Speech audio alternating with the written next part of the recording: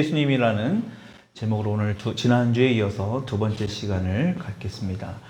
19세기 말 무렵에 영국과 아프리카에서 전쟁이 벌어졌습니다. 그때에 영국의 한 부대가 아프리카 열림 한가운데서 적들에게 완전히 포위하게 되고 한 병사만 뺀 나머지 모든 군인들이 사망하게 됩니다.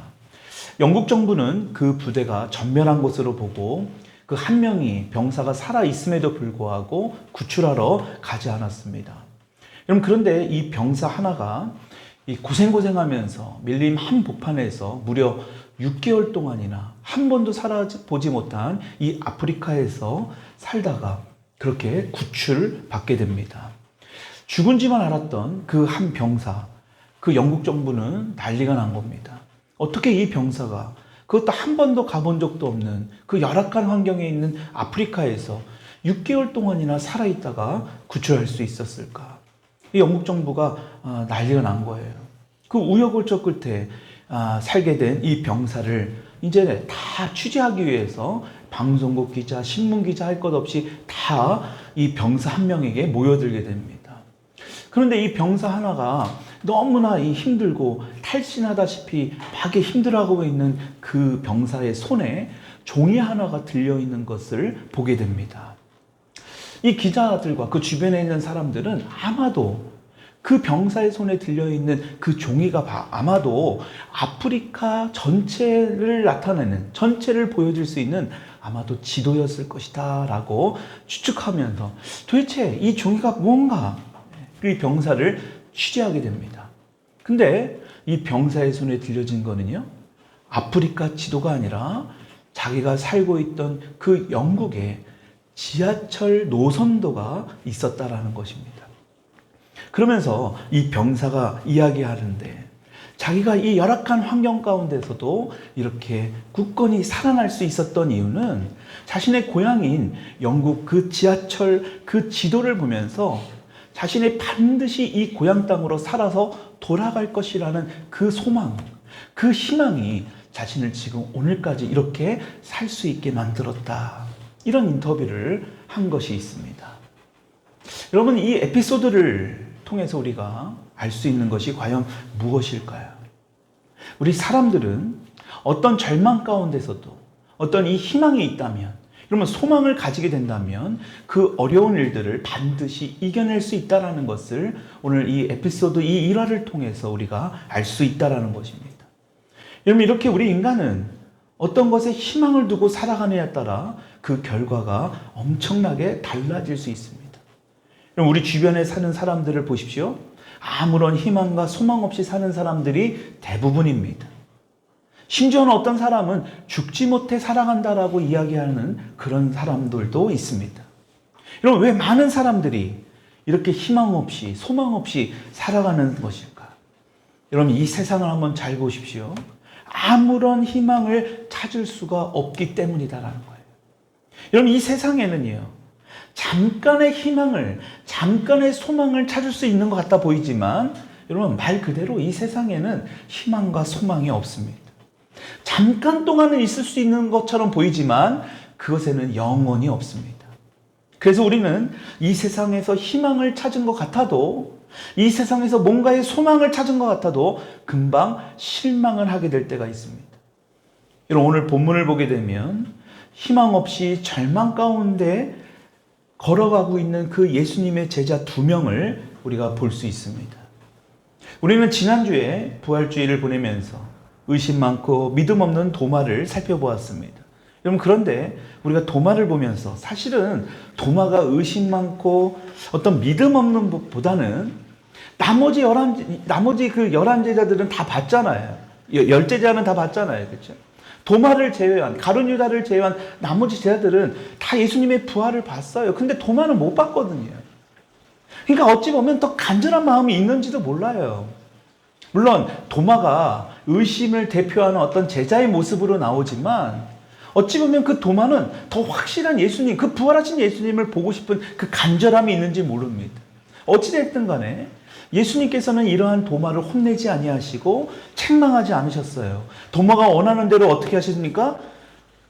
도마의 마음대로, 도마가 생각했던 대로 못자국 난 손, 창에 뚫려 있는 그 찔린 그 옆구리를 네가 한번 만져봐라 말씀하신 것을 보았습니다. 도마가 실제로 한 건 아닙니다만 예수님은 어찌됐든 그 도마의 마음을 아시고 도마가 원하는 대로 다 말씀하시는 것을 우리가 보았어요. 그럼 예수님은 아직까지 부활하신 그 예수님을 만나지 못한 도마를 위해서 다시 찾아오신 것을 우리가 지난주에 보았습니다. 그 주님을 만난 그 도마의 고백이 무엇입니까? 요한복음에 보니까 나의 주님, 나의 하나님이라고 고백했어요. 여러분 이것이 우리 마음의 중심의 고백이 되어야 될 줄 믿습니다. 부활하신 주님을 진정으로 만나게 되면 우리도 이러한 고백이 우리의 마음 중심에서 나오게 될 줄 믿습니다. 여러분 오늘 본문을 보게 되면 또 한 사람들의 또 한 그룹에 지금 두 사람이 등장하죠. 예수님을 만나지 못하고 부활하셨다는 말도 지금 들었지만 이들이 믿지 못하고 절망 가운데 걸어가는 이 두 사람을 보게 됩니다. 먼저 13절의 말씀을 우리가 먼저 같이 한번 읽어볼까요? 시작. 그날에 그들 중 둘이 예루살렘에서, 여러분 잘 보십시오. 25리 정도면 약 한 10km 정도 되는 거리입니다. 짧은 거리라고 할 수는 없죠. 지금 엠마오라는 어떤 마을로 가고 있다라는 거예요. 근데 여기서 우리가 눈여겨봐야 될 것은 어디에서 지금 엠마오로 가고 있다라고 합니까? 예루살렘에서예요. 여러분 이들이 있었던 장소는 예루살렘에서 있었다라는 것을 알 수 있습니다. 여러분 예루살렘에서 어떤 일이 벌어졌습니까? 지금 예루살렘은 유월절 대명절을 맞이해서 지금 엄청나게 많은 유대인들이 그 예루살렘에 모여들었습니다. 역사서를 보게 되면 그 당시에 모여 있었던 그 유대인들이 약 200만 명 정도 될 것이다. 여러분 200만 명이면 어마어마한 거 아닙니까?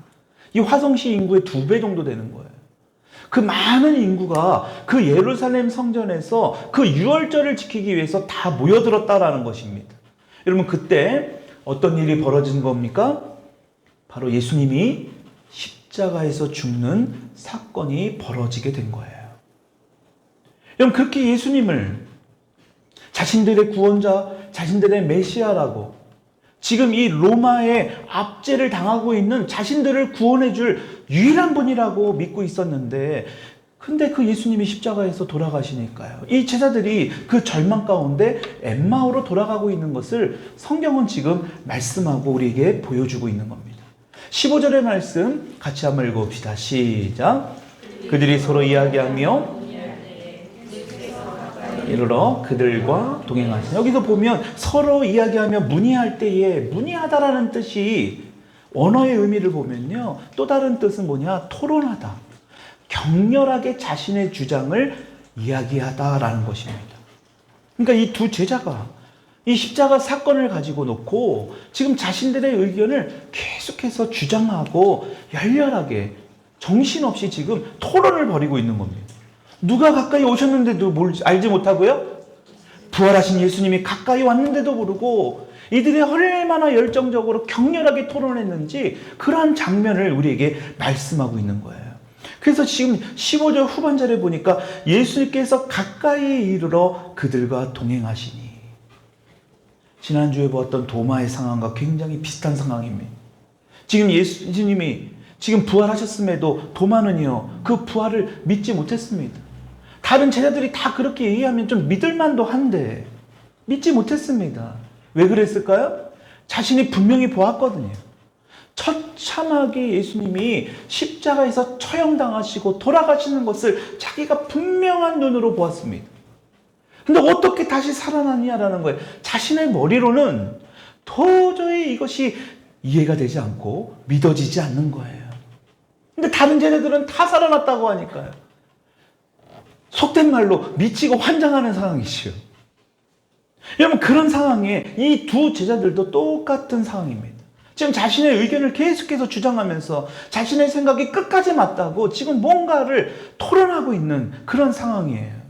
지금 예수님이 옆에 동행하고 함께하고 계심에도 이들은 알지 못합니다. 여러분 이것이 중요해요.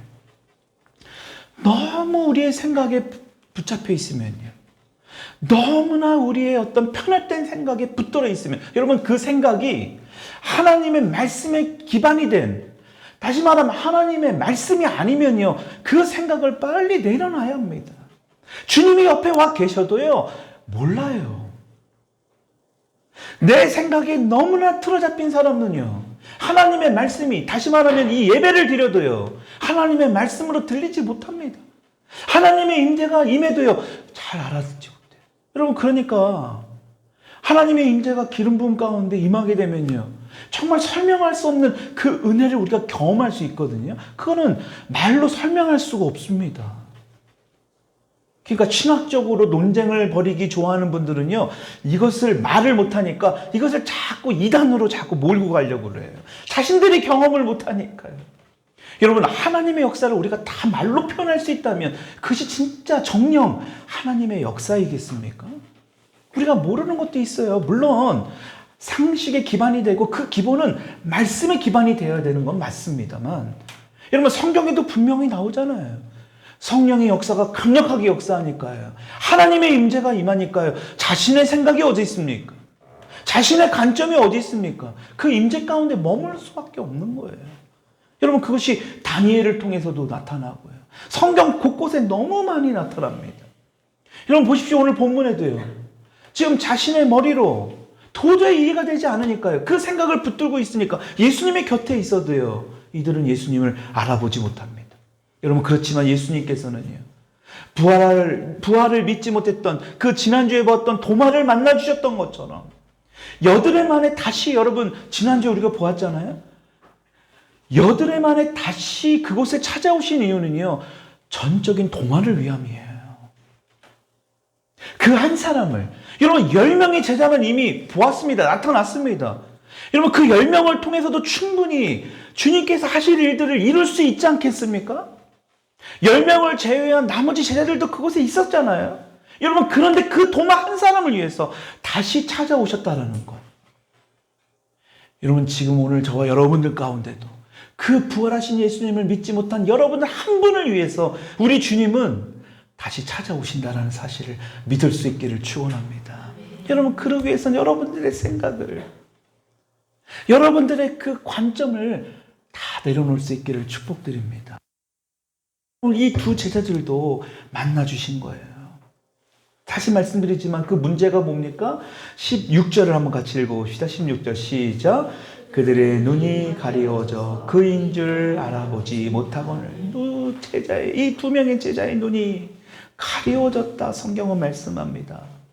헬라어의 크라테오, 가려졌다라는 게 고정되고 변동이 없다, 변함이 없다. 다시 말하면 두 사람의 의식과 생각의 변화가 전혀 없다. 이 말이 무슨 말일까요?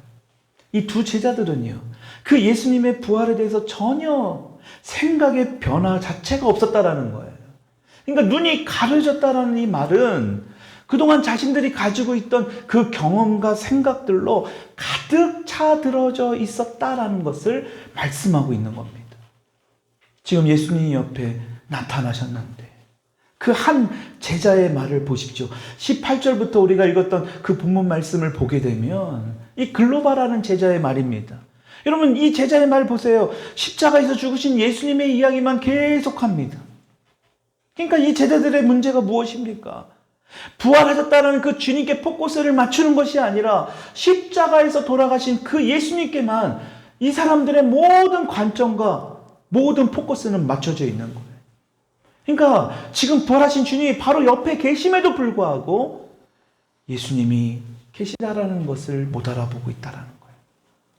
어떤 한 미국 목사님이 한국 교회에 와서 여러 교회를 돌면서 설교를 하는데요, 이 목사님이 한국 교인들의 특징을 발견했대요. 기도도 열심히 하고 예배도 열심히 드리는 것 같은데 그 얼굴의 표정을 보면 왜 이렇게 어두운지 모르겠다고. 지금 여러분들처럼요.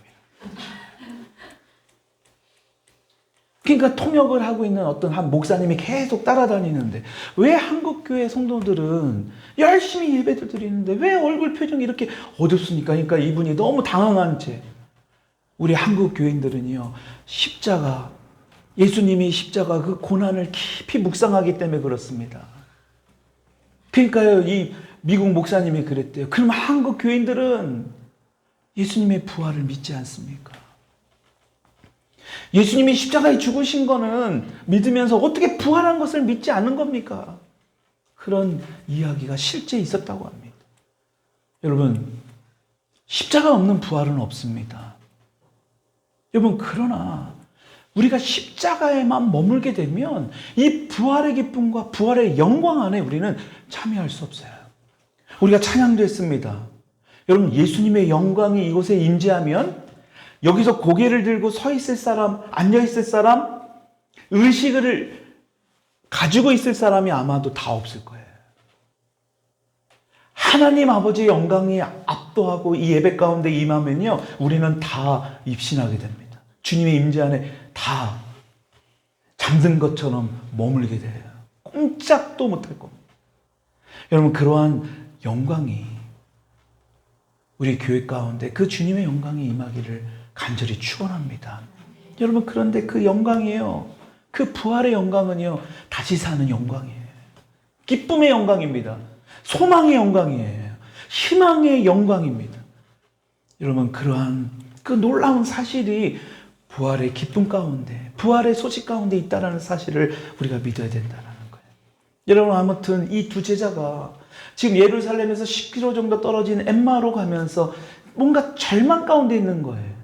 십자가에서 돌아가신 예수님만 보니까요, 얼마나 절망이 됩니까? 그 실망 가운데 있는 이들이 17절의 말씀 같이 한번 읽어봅시다. 17절 시작. 예수께서 이르시되 너희가 길 가면서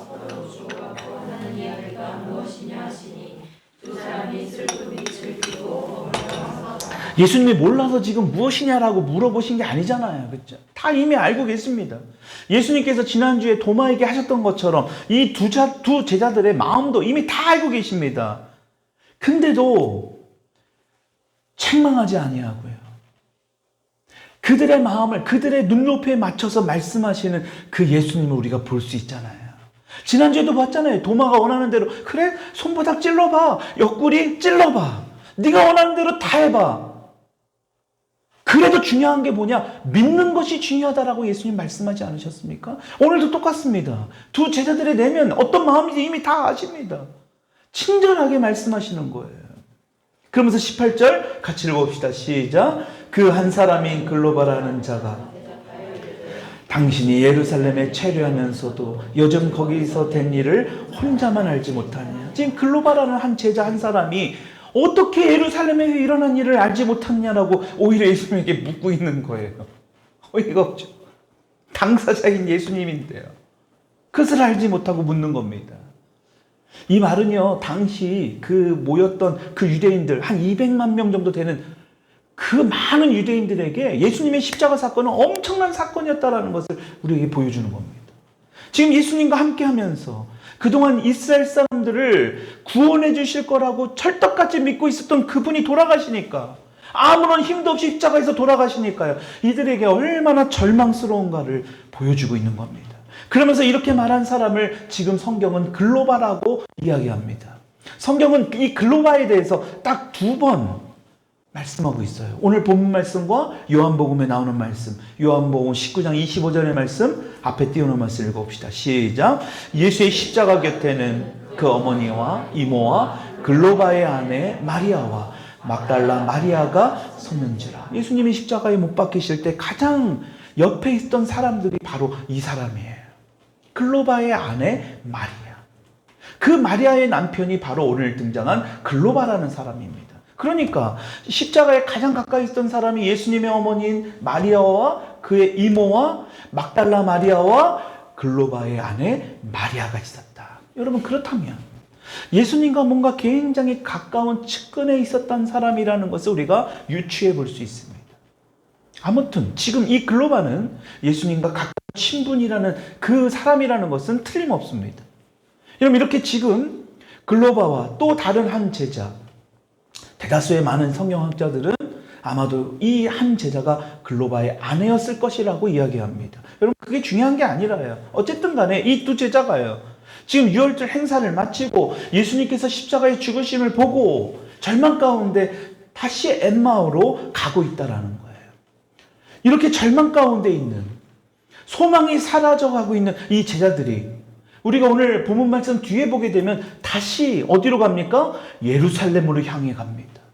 그 말은 이들이 절망에서 소망으로 바뀌어졌다는 것을 의미하는 거예요. 그렇다면 어떻게 이들이 이 절망을 극복할 수 있었는가? 이들이 가지고 있었던 이 절망이 어떻게 희망과 소망으로 바뀌어질 수 있었는가? 그것을 우리가 보려고 합니다. 첫 번째로 뭐냐? 가까이에서 동행해 주시는 예수님이 계셨기 때문이라는 거예요. 다시 한번 말씀드릴게요. 가까이에서 이들과 동행해 주시는 예수님이 함께 계셨기 때문이다. 아멘? 이들과 함께 하셨다라는 거예요. 중요한 것은요, 이들과 함께 옆에 계셔주고 동행해 주시는 그 예수님을 이들이 알아보지 못했지만 중요한 건 뭡니까? 예수님은 함께 하셨다라는 게 중요한 거예요. 이 사실이 중요한 겁니다. 여러분들이 인정하든 인정하지 않든 예수님은 저와 여러분들 가운데 함께 계시는 줄 믿습니다. 지금 여러분들이 부활하신 예수님을 잘 믿지 못한다 할지라도, 인격적으로 믿지 못한다 할지라도 그 부활하신 주님이 바로 여러분들 곁에 계세요. 우리가 교회를 다니기는 하지만 아직까지 예수님에 대해 잘 알지 못한 채 교회를 다니는 사람들이 있어요. 근데 우리가 잘 알아야 될 게 바로 이거예요. 예수님을 알지 못해도 늘 우리 주님은 우리와 항상 함께 계신다라는 것. 그러니까 여러분, 중요한 게 뭡니까? 우리가 주님을 모른다 할지라도 우리가 주님의 자리, 은혜의 자리, 복된 자리, 주의 말씀이 선포되는 그 자리를 떠나서는 안 돼요. 주님이 항상 우리와 함께 계시기 때문에, 주님이 어느 곳에도 계시지만, 여러분 보세요. 오늘도 우리가 예를 들어 집에서 있다고 가정을 해보십시다. 집에서 우리가 말씀을 보고 집에 있지 않잖아요. 거의 이 시간에. 그렇죠? 유튜브를 보거나 TV를 보거나 어떤 다른 잡다한 일을 할 겁니다. 여러분, 그렇게 되면 주님이 우리와 함께 계신 우리가 인지하지 못해요. 잊어버립니다. 그래서 우리 주님은요, 우리의 이 우둔함과 어리석고 미련함을 아시고 일주일에 한 번씩이라도 이렇게 주일에 와 하나님을 예배할 수 있는 시간을 허락하신 거예요. 그래서 이런 교회 공동체라는 것을 주님의 피값으로 사셨다라는 거예요. 주님의 피값으로 이 교회를 세우셨다라는 거예요. 여러분, 그러니까 이 교회 공동체가 너무너무 중요한 거예요. 이 두 제자들처럼 계속 주님 옆에 있으면요, 언젠간 주님을 알게 될 때가 온다라는 사실이다. 언젠간 주님을 알게 될 때가 있다라는 거예요. 이 제자들이 엠마오로 가면서 주님을 알지 못했지만 때가 되었을 때 어떻게 됩니까? 31절의 말씀 한번 읽어봅시다. 31절 시작. 그들의 눈이 밝아져 그인 줄 알아보더니, 할렐루야, 때가 되니까. 여러분, 만약에요, 옆에 계셨던 예수님이 함께 오는 예수님, 우리 둘이 지금 논쟁할 거니까 예수님 오지 마세요, 그냥 우리끼리 논쟁할게요, 그냥 가세요 했다면, 여러분, 이들은 그들의 눈이 밝은 이 은혜를 경험 못했을 거예요. 여러분, 절망하고 소망이 사라져갈 때 그들이 아무리 경론을 통해서 뭔가의 어떤 결론을 도출해보려고 몸부림치는 거 아닙니까? 자신의 힘으로 어떤 절망을 지금 소망으로, 희망으로 바꿔보려고 이 두 제자가 얼마나 지금 격렬하게 토론했다는 것을 보았지 않습니까? 여러분, 그런데 안 됩니다. 그래. 아무리 결론을 맺는다 할지라도요, 사람으로는 안 돼요. 결과적으로 뭡니까? 주님이 계셔야 합니다. 주님이 계시니까 해결이 되잖아요. 그래서 우리 가운데 찾아오신 그 주님과 우리가 함께 하려고 할 때, 여러분, 그 주님만이 우리의 소망이 되는 줄 믿습니다. 그래서 우리의 소망은 오직 부활하신 예수님이에요. 한번 따라합시다. 우리의 소망은 오직 부활하신 예수님입니다. 아멘.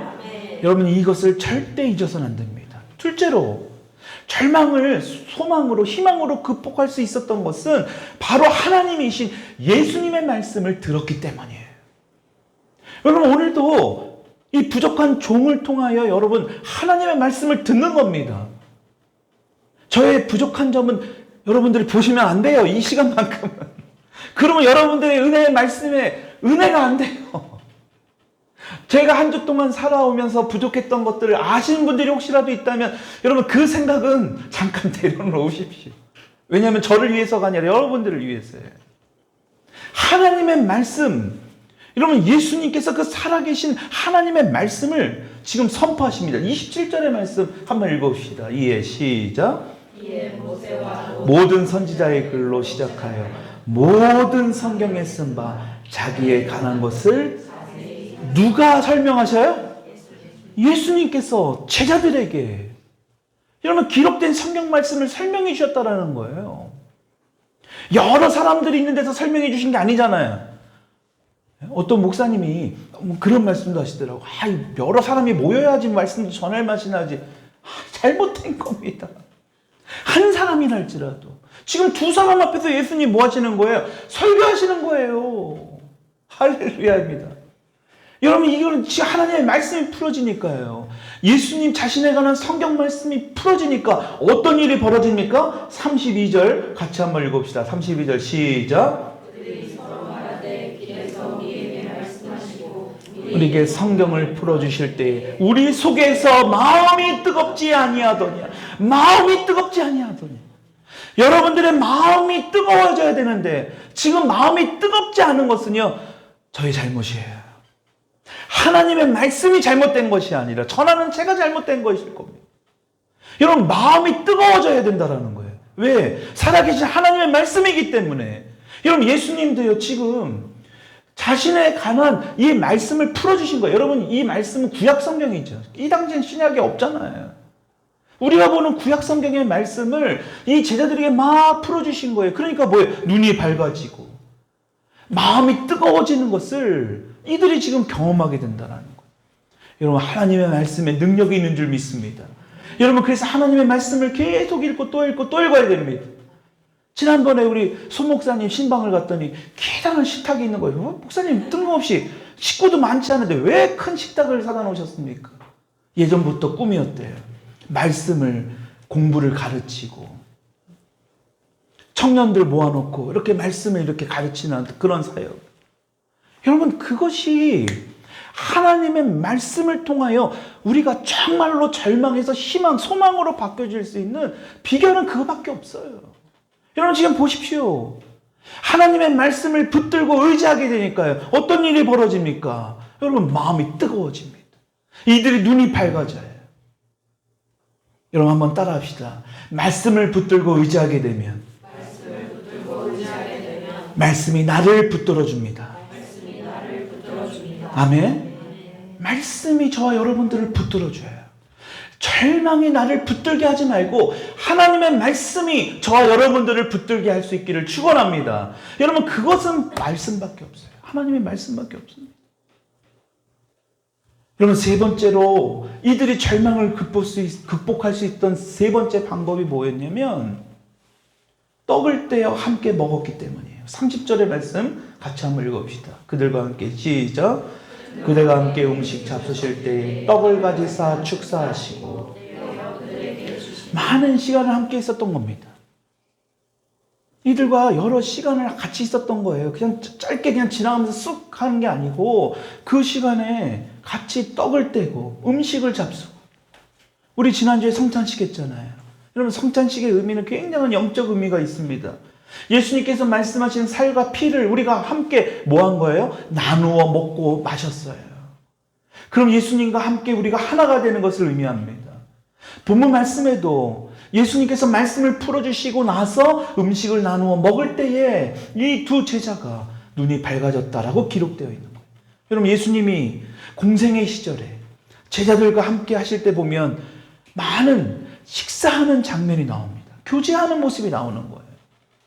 그러니까 우리가 우리나라 말로 한솥밥을 함께 먹고 나누는 것, 여러분 그게 바로 식구잖아요. 먹을 식자, 입구자를 써서, 그렇죠? 우리가 한 식구예요. 한 공동체인 겁니다. 한솥밥을 먹는 것. 그러니까 우리 교회에서 단순히 우리가 예배를 마치고 식사하는 것이 아니라 그 시간에도 우리가 식사를 먹고 서로 나누는 그 시간에 우리와 동행하시는 주님. 예수님이 우리와 함께 한다는 사실 여러분 믿을 수 있기를 축원드립니다. 여러분, 그래서 31절 다시 한번 읽어볼까요? 그들의 눈이 밝아져 그인 줄 알아보더니 예수는 그들에게 보이지 아니하니 식사를 하며 교제하면서 눈이 밝아져 부활하신 예수님을 알아보고 마음이 뜨거워지는 그런 역사를 경험하게 된다라는 거예요. 여러분, 이렇게 글로바 또 다른 예수님의 그 제자, 지금 절망 가운데 엠마오로 내려가다가 예수님께서 동행하시고 예수님의 말씀을 듣고 떡을 함께 나누고 그 교제하는 그런 일이 일어나고 나니까 어떤 일이 벌어집니까? 33절의 말씀 같이 한번 읽읍시다. 시작.